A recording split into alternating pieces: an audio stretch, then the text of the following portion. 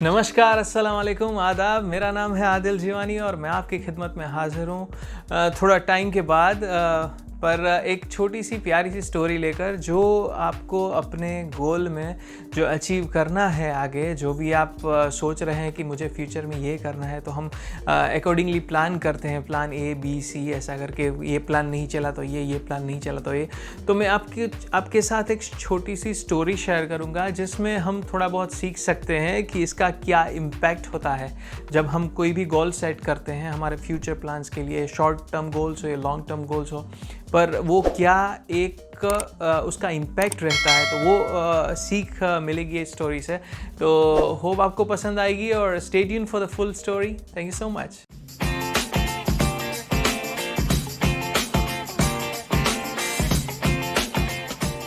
तो जैसे कि मैंने आपको बताया कि हम आज जो एक स्टोरी सीखने वाले हैं या फिर उसमें से जो सीख लेने वाले हैं, तो मैं आपके साथ वो स्टोरी शेयर करने वाला हूँ। वो स्टोरी में ऐसा है कि जैसे पहले के टाइम में जैसे राजा महाराजाओं के किले वाले राज्य होते थे, तो वैसे ही एक राजा का राज्य था और वो राज्य था एक नदी किनारे।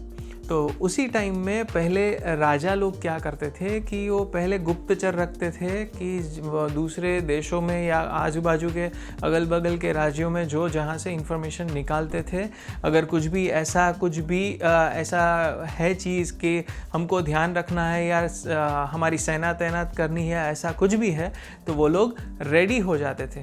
तो वैसा ही एक सीन क्रिएट होता है वो राजा के सामने कि गुप्तचर एक वो नदी, जो जैसे मैंने बताया उनका जो राज्य था वो नदी के किनारे था, तो नदी के उस बाजू एक गुप्तचर ने आके बताया राजा को कि राजा जी, इधर तो एक सेना खड़ी है, छोटी सी सेना है हालांकि, पर उधर खड़ी है एक सेना, और उनका क्या उद्देश्य है वो हमको पता नहीं है। शायद वैसा ही लग रहा है क्योंकि वो एकदम साधन सामग्री से सज्ज धज है, तो वैसा ही लग रहा है कि वो हम पर चढ़ाई करने वाले हैं, हमारे साथ युद्ध करने वाले हैं।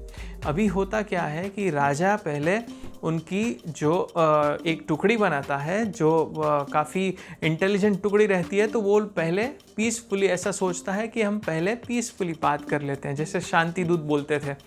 तो वैसे पहले एक टुकड़ी को भेजता है, पर उधर से जब वो टुकड़ी वापस आती है तो पता चलता है कि भाई उनका यही उद्देश्य है, उनका यही एक मोटो है कि हमारे ऊपर ये जो हमारा राज्य है हमारे साथ युद्ध करना है और हमारा राज्य उनको ले लेना है। अभी क्या होता है कि क्योंकि राजा का अभी का कर्तव्य क्या है कि अपनी प्रजा का रक्षक है वो, तो उनको युद्ध के लिए तैयार करना पड़ेगा, दूसरा कोई ऑप्शन नहीं है। पहले देख लिया पर अभी ऑप्शन नहीं है, तो वो क्या करता है, एक जितनी उनकी सेना थी उसके हिसाब से जो भी बड़े बड़े योद्धा थे उनकी एक टुकड़ियाँ तैयार करता है। और क्या होता है, जैसे मैंने बताया कि उस टाइम पे तो वो पुरानी बात है, तो उस टाइम पे स्टीमर्स वगैरह या कुछ एरोप्लेन वगैरह तो थे नहीं, तो छोटी छोटी जो नौका थी उसमें सभी टुकड़ी जाती थी। तो होता ये था एंड ऑफ द डे कि जैसे ही समझे कि 50 सैनिक गए हैं तो 20-25 अगर मारे जाते हैं तो 20-25 वापस आ जाते थे। तो ऐसा 2-3 दिन हुआ ऐसा।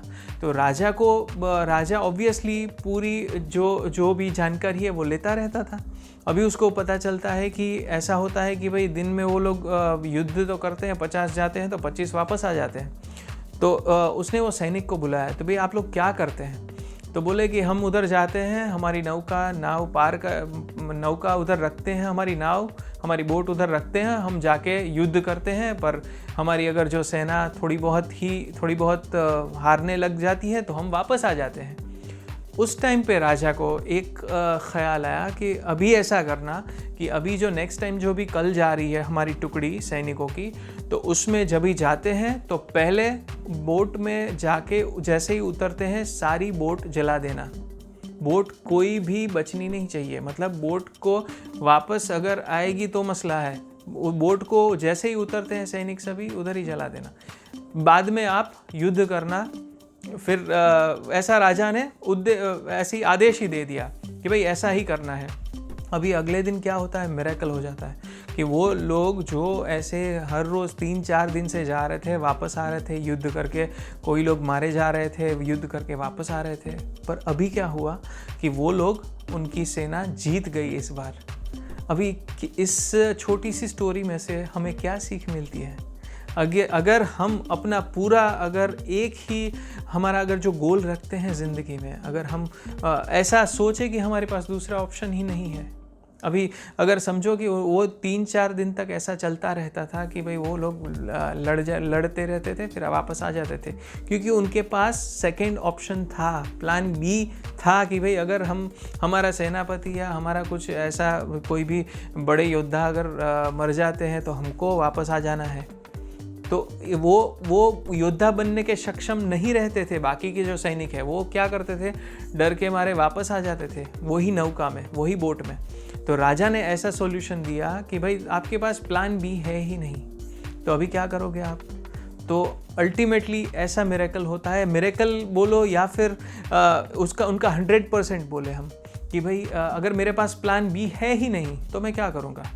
मेरे पास अगर पॉसिबिलिटी है कि मैं प्लान ए के प्लान बी प्लान सी मैं अगर कुछ भी गोल सेट करता हूँ तो मेरे पास प्लान बी है, तो मैं फिर एक बार मैंने बहुत ही अच्छा एक इंटरव्यू देखा था, आर्नोल्ड जो कि हॉलीवुड में एक फेमस हीरो है, तो वो उन्होंने ऐसा बताया था कि अगर आप प्लान बी रखते हैं ना जब भी, तो ऐसा होता है कि आप प्लान ए में थोड़ी बहुत कचास कर जाते हैं अपनी क्षमता लगाने में, अपना 100% नहीं दे सकते। शायद आपके दिमाग में, इट्स अ ह्यूमन साइकोलॉजी, शायद आपके दिमाग में ऐसा हो कि 99% मैं दे दूंगा, 1% बाकी रख दूंगा, पर वो 1% है ना, वो कभी कभी 1% काम कर जाता है। क्योंकि ऐसा होता है कभी कभी, कितने ऐसे सारे किस्से हैं हमारी डे टू डे लाइफ में और हमारे इर्द गिर्द कि जो लोग एट द एंड वो लोग ये अपना प्रयास छोड़ने वाले थे, पर एट द एंड उनको एक राह मिल जाती है। तो वो एक जो 1% जो है वो उसमें पड़ता है।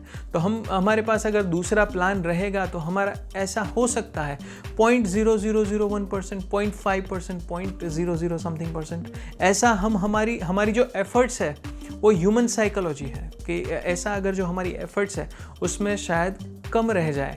अगर हमारे पास कोई ऑप्शन ही ना हो तो हम मर मिटेंगे, ऐसा हो सकता है। तो जैसे ही हमको ये कहानी में से सीख मिलती है कि अगर उनके पास वापस आने का कोई रास्ता ही नहीं था तो क्या करे वो लोग के पास कोई ऑप्शन ही नहीं, या फिर मर जाओ, मतलब या फिर युद्ध में जीत के आओ या फिर मर जाओ उधर ही, शहादत हासिल कर लो।